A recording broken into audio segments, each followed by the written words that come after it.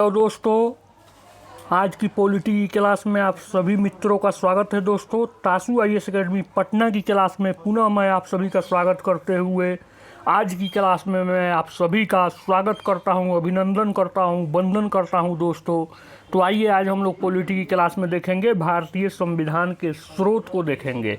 और भारतीय संविधान की स्रोत में दोस्तों हम लोग देखेंगे, यहाँ से आपके कभी कभी 2 क्वेश्चन और कभी कभी 1 क्वेश्चन यहाँ से पूछे जाते हैं, तो इसको हम लोग देखेंगे।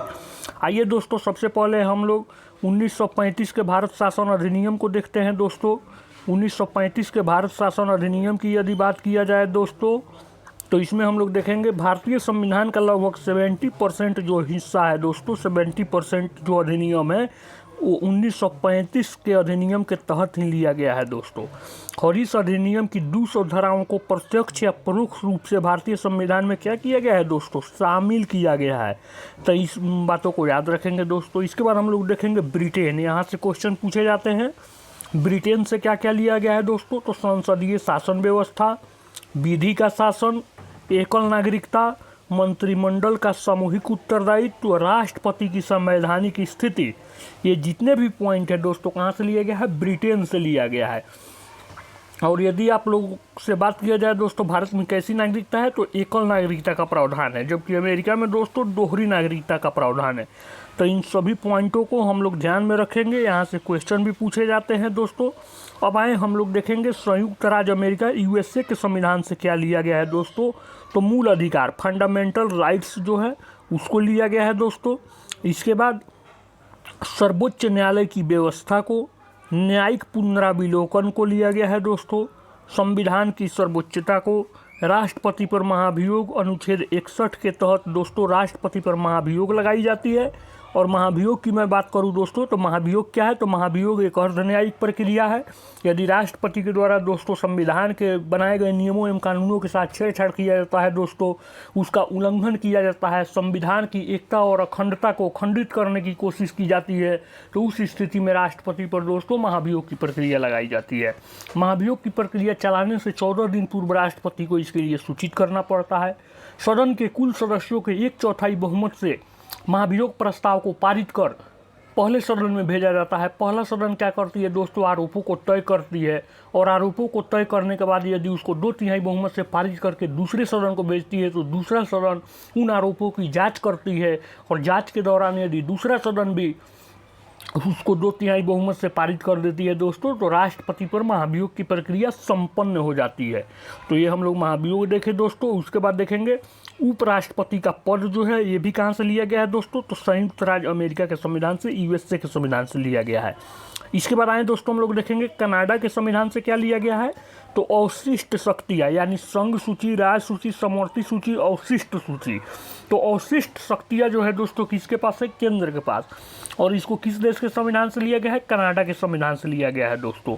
इसके बाद देखेंगे राज्यपाल की नियुक्ति कनाडा के संविधान से लिया गया है। सशक्त केंद्र वाली संघात्मक व्यवस्था जो है कनाडा के संविधान से लिया गया है, तो इसको हम लोग देखेंगे। इसके बाद देखें दोस्तों जो सबसे महत्वपूर्ण है, ऑस्ट्रेलिया के संविधान से क्या लिया गया है, तो समवर्ती सूची लिया गया है। क्या लिया गया है दोस्तों, समवर्ती सूची। संघ सूची है, राज्य सूची है, समवर्ती सूची है, अवशिष्ट सूची है।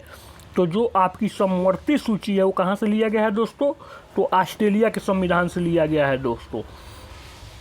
इसके बाद हम लोग देखेंगे संसद के दोनों सदनों की संयुक्त बैठक। यदि आपसे पूछा जाए दोस्तों कि दोनों सदनों की जो संयुक्त बैठक है, तो संयुक्त बैठक का प्रावधान किस अनुच्छेद में है, तो अनुच्छेद 108 में किया गया है। तो अनुच्छेद भी याद रखेंगे, अनुच्छेद 108 में दोनों सदनों की संयुक्त बैठक का प्रावधान है। और ऑस्ट्रेलिया से क्या लिया गया है दोस्तों, इसमें वो पॉइंट नहीं दिया हुआ है, तो इसको हम लोग देख लेंगे। प्रस्तावना की जो भाषा है दोस्तों, प्रस्तावना की भाषा को ऑस्ट्रेलिया के संविधान से लिया गया है। तो प्रस्तावना की भाषा को किस देश के संविधान से लिया गया है दोस्तों, ऑस्ट्रेलिया के संविधान से लिया गया है। इसको आप लोग देखेंगे, याद करेंगे, वो क्वेश्चन पूछे जाते हैं। इसके बाद आए आयरलैंड के संविधान से क्या लिया गया है, तो राज्य के नीति निर्देशक तत्वों को DPSP, directive principles of state policy, जिसका उल्लेख संविधान के अनुच्छेद 36 से 51 तक में भाग 4 में किया गया है। तो इसको आप लोग देख लेंगे दोस्तों। इसके बाद राष्ट्रपति के निर्वाचन में निर्वाचक मंडल जो है उनका प्रावधान किया गया है। निर्वाचक मंडल में क्या क्या प्रावधान है दोस्तों, तो संसद के दोनों सदनों के, इसका अर्थ क्या हुआ, लोकसभा राज्यसभा के सिर्फ निर्वाचित सदस्य उसमें शामिल होंगे, सभी राज्यों के विधानसभा के निर्वाचित सदस्य शामिल होंगे, दिल्ली और पांडिचेरी विधानसभा के निर्वाचित सदस्य इसमें शामिल होंगे। और वर्तमान में 31 अक्टूबर 2019 से दोस्तों जम्मू कश्मीर की विधानसभा को भी राष्ट्रपति के निर्वाचक मंडल में शामिल करने की अनुमति प्रदान कर दी गई है। इसके बाद आए दोस्तों हम लोग देखेंगे दक्षिण अफ्रीका के संविधान से क्या लिया गया है दोस्तों, तो दक्षिण अफ्रीका के संविधान से संविधान संशोधन की प्रक्रिया, यानी भारतीय संविधान के भाग 18 में जो आपात उपबंध है और भाग 20 में क्या है दोस्तों, संविधान संशोधन। तो संविधान संशोधन जो अनुच्छेद 368 के तहत किया जाता है, तो संविधान संशोधन की प्रक्रिया है दोस्तों दक्षिण अफ्रीका के संविधान से लिया गया है, तो इसको आप लोग याद रखेंगे।